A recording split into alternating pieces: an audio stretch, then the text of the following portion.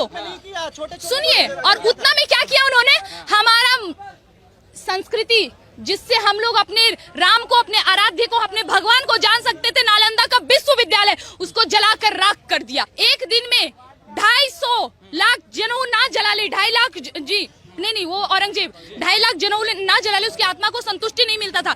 इस औरंगजेब बाबर अकबर को आप महान बताते हो? अरे घिन्ना है ऐसे नेता पर सर, घिन्ना है। अब मैं ये कह रही हूँ 2 कौड़ी के वो मुगल, अब 2 कौड़ी के आप भी जी। क्यों कोशिश हो रही है देश में मुगल को महान बताने की? सर ओवैसी हो चाहे सब हो, देखिए मुगलों को इसलिए महान बताया जाएगा ताकि वो अपना इतिहास पढ़ाएंगे। देखिए हम लोग कैसे भारत पर राज किए थे, कैसे हमारे पूर्वजों ने इस देश पर आक्रमण किया था, कैसे यहाँ के हिंदुओं को समाप्त किया था। देखो हमारी तानाशाही कैसे दर्जन पे दर्जन पैदा करते गए और इस देश को गजवा हिंद कर दिया। यही प्रूव करना चाहते हैं जो अब भारतीय जनता पार्टी के राज में अब बिल्कुल ये सफल नहीं हो सकता है जी। दोस्तों, आज मैं कुछ राजाओं की बात की सीरीज में अकबर के राज्य को लेना चाहूँगा। मैं यहाँ इस बात को दोहरा रहा हूँ कि भारत के Nobel prize winner, Nobel prize awardee Amartya Sen ने लिखा है कि भारत के 2 महान जो राजा हुए हैं उसमें है एक अकबर और दूसरा अशोक। तो अकबर को उन्होंने महान क्यों कहा? अकबर को महान कहने के पीछे कई कारण हैं और सबसे पहले हमें याद रखना पड़ेगा कि अकबर ने यहाँ सुलह कुल यानी सभी धर्मों के बीच में एक समन्वय लाने की कोशिश ये अकबर ने की थी। इसी प्रकार से वो मानवता के सिद्धांतों को लाने के लिए उन्होंने दीन-ए इलाही नाम का एक नया मज़हब चलाने की कोशिश की। ये बात और है कि वो मज़हब ज़्यादा नहीं चल पाया वगैरह वगैरह। पर अकबर के जब हम राज्य को देखते हैं, अकबर के साम्राज्य में उन्होंने जो अपने सबसे बड़े उनके सलाहकार थे, जो प्रचलित भी हैं, जो पॉपुलर भी हैं, उनको 9 रत्न कहा जाता है। अकबर के दरबार के 9 रत्नों में केवल मुसलमान नहीं थे, मुसलमान भी थे, हिंदू भी थे। और ये हिंदू में जो थे उनमें एक तो बीरबल, दूसरे राजा टोडरमल।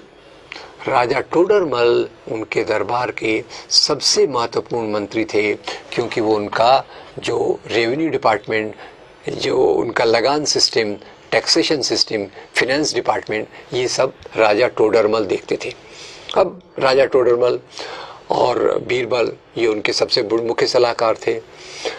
दूसरा उनके बारे में आजकल कई एक कंट्रोवर्सी को, अंतर्विरोध को खड़ा करने की कोशिश की जा रही है कि अकबर और राणा प्रताप की लड़ाई में राणा प्रताप जीत गए, अकबर हार गए। ऐसा रिसर्च राजस्थान से उभर के आ रहा है। ये रिसर्च तो नहीं है, ये तो है सरासर झूठ बात। पर जो भी है उससे मैं अलग जाकर ये कहने की कोशिश करूँगा कि अकबर और राजा मानसिंह की लड़ाई ये धर्म के आधार पे नहीं थी। अकबर और राजा मानसिंह की लड़ाई ये सत्ता के लिए थी। और इसीलिए जब हम देखेंगे ये लड़ाई चल रही है हल्दी घाटी के मैदान में। हल्दी घाटी का मैदान राजस्थान में है। हल्दी घाटी के मैदान में एक तरफ अकबर की फौज है, अकबर की सेना है, दूसरी तरफ राजा राणा प्रताप की सेना है, महाराणा प्रताप की सेना है। अब मज़े की बात यह है, अकबर की सेना में अकबर खुद नहीं है, तो अकबर के बदले कौन है? अकबर के बदले जो है वहाँ उनका नाम है राजा मानसिंह। राजा मानसिंह उनके प्रधान सेनापति हैं और राजा मानसिंह के अंडर में जो फौज है उसमें हिंदू भी हैं, मुसलमान भी हैं। और इधर हम महाराणा प्रताप जी को देखें तो महाराणा प्रताप की फौज में भी उनके जो एक सेनापति हैं उनका नाम है हकीम खान सूर। अब तो इधर बात क्लियर हो गई, राणा प्रताप की सेना में भी हिंदू भी हैं, मुसलमान भी हैं, अकबर की सेना में हिंदू भी हैं, मुसलमान भी हैं। तो पहली बात जो स्पष्ट होती है कि ये लड़ाई धर्म के लिए नहीं है, ये लड़ाई सत्ता के लिए है। ये लड़ाई हिंदू मुसलमान के बीच में नहीं है, ये लड़ाई 2 राजाओं के बीच में है। इसमें जब हम इस बात को आगे लेकर चलते हैं तो एक तरफ अकबर और महाराणा प्रताप की लड़ाई हुई। अकबर की मृत्यु के बाद जहांगीर राजा बने और राणा प्रताप की विरासत मिली राजा अमर सिंह को। मज़े की बात यह है, अकबर और राणा प्रताप में लड़ाई हुई, जहांगीर और अमर सिंह में दोस्ती हो गई। कारण क्या था? क्योंकि कारण शायद जो है वो ओहदे का प्रॉब्लम था। क्या स्टेटस आप देंगे? तो जहांगीर ने अमर सिंह को 10 हज़ारी का ओहदा दिया, जिससे उनके बीच में दोस्ती हो गई और बाद में वो जहांगीर के साम्राज्य के एक बहुत बड़े आधार के रूप में, पिलर के रूप में बन के निकले।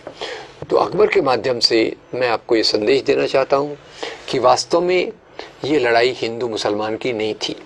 अकबर ने तो सुलह-कुल और दीन इलाही नाम के मज़हब को भी चलाने की कोशिश की। और यहाँ कई भी, भले ही काल्पनिक हो, एक बहुत प्यारी फिल्म का उल्लेख मैं आपके सामने करूँगा। है तो काल्पनिक, उस फिल्म का नाम है मुग़ल-ए-आज़म। फिल्म मुग़ल-ए-आज़म जो मेरे ख्याल से आज से करीब 50 साल पहले बनी थी, हमारी पीढ़ी के लिए बहुत पॉपुलर थी।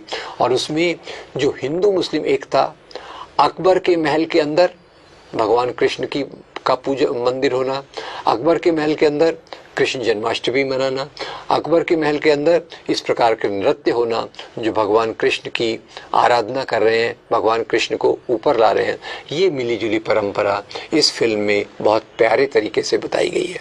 तो मुख्य मुद्दा यही है कि आखिर में राजाओं को हमने कैसे देखना चाहिए, और उसमें अकबर एक ऐसे राजा के रूप में आता है जो अलग धर्मों का सकारात्मक रूप से आदर करके एक अच्छे समाज में उस समय के पीरियड में भी, उस समय के दौरान में भी अच्छे मूल्यों को लाने की कोशिश करता है।